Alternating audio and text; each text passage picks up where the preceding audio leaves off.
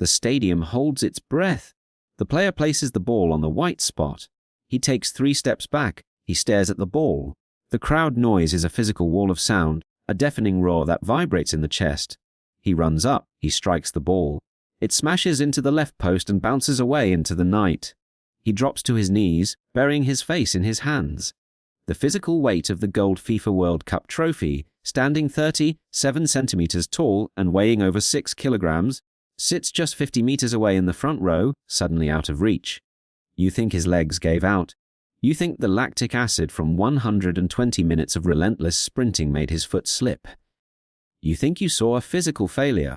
You didn't. You saw his brain short-circuit. We are going to look at exactly why the body is perfectly fine, but the mind betrays it.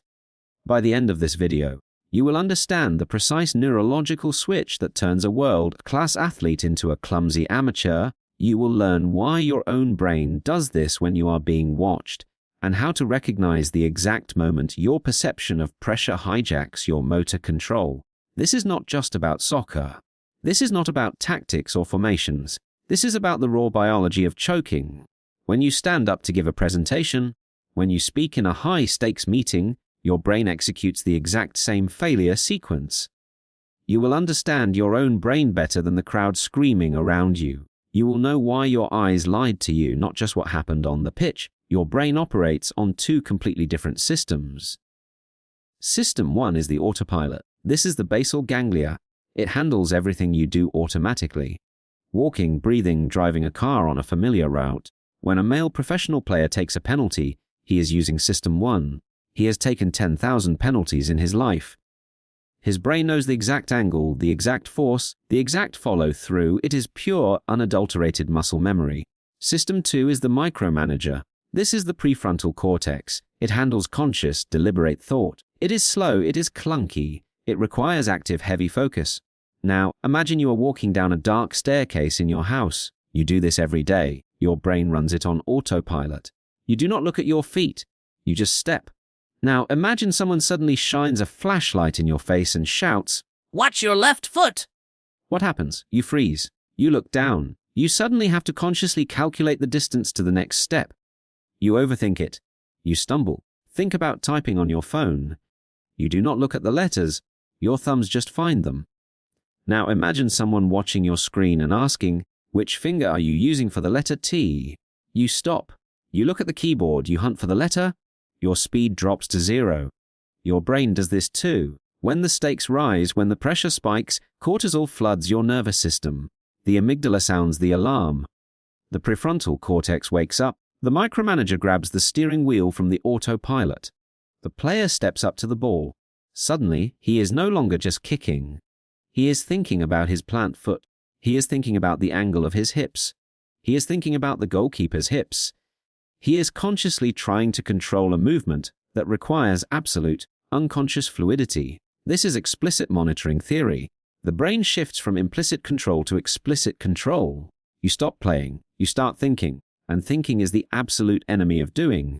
The neural pathways that fire smoothly on autopilot suddenly get tangled in conscious thought. The signal from the brain to the leg gets delayed by milliseconds. The timing breaks. The rhythm dies. The kick fails. Here is the detail most people miss. It is not just about conscious thoughts. It is about your eyes. Sports scientists call it the quiet eye. When a player steps up to the ball, watch his eyes. He does not look at the crowd. He does not look at the goalkeeper. He locks his gaze onto a specific, tiny spot on the ball. He holds that gaze for exactly 2 to 3 seconds before he starts his run up. This is not a stare. This is a neurological calibration. The brain is gathering final spatial data. It is calculating the exact distance, the exact trajectory, the exact point of impact. The visual cortex sends this data directly to the premotor cortex. This final visual lock organizes the motor cortex. It primes the neural pathways for a flawless execution.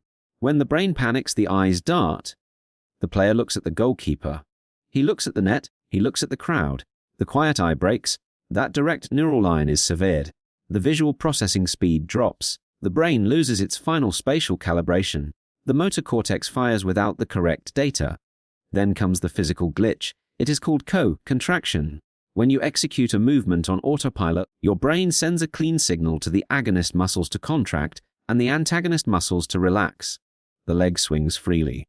When you choke, the micromanager panics. It tries to control everything at once. Your brain sends a signal to flex the leg and simultaneously sends a signal to brace the leg. You are literally fighting your own nervous system. The muscles lock up. The joint stiffens. The kinetic chain is broken. The energy transfer from the hip to the foot is aborted mid-swing. The fluid, whipping motion of a world-class strike turns into a rigid, robotic push. You are pressing the gas and the brake at the same time.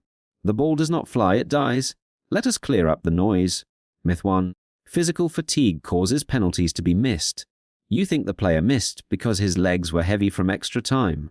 Wrong. The legs are fine. The physical fatigue is irrelevant to the motor sequence of a penalty. The heart rate is elevated, but the mechanical output of the leg muscle remains at 100% capacity. What is fatigued is the brain. Cognitive fatigue depletes the prefrontal cortex. When the brain is tired, it loses its ability to suppress the micromanager. The autopilot fails because the conscious brain is too exhausted to stay out of the way. The legs did not fail. The executive function failed. Myth 2. You can just block out the noise and focus. You think a player can just tune out the screaming crowd. You cannot. The brain processes extreme crowd noise as a physical threat. The amygdala activates. It triggers a fight or flight response. You cannot consciously override an amygdala hijack. The moment the noise hits a certain decibel level, the primitive brain takes over. The conscious mind is locked out. The player is not ignoring the noise. His brain is physically reacting to it as a predator. Myth 3. The captain should always take the first penalty to set the tone. You think leadership means stepping up first. Look at the round of 16 shootout in Atlanta last month. The male captain stepped up first. He missed.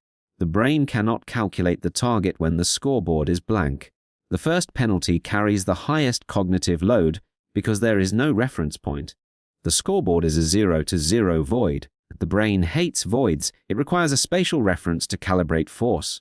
Without it, the motor plan defaults to a safe, conservative output which results in a weak, easily saved strike.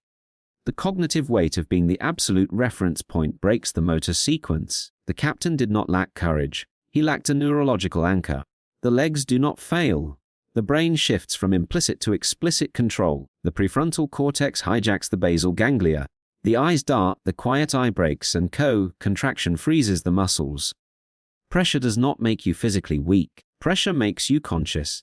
And consciousness is the absolute enemy of automatic execution. You do not choke because you cannot do the task. You choke because your brain finally decides to think about how to do it. Next, we flip the script.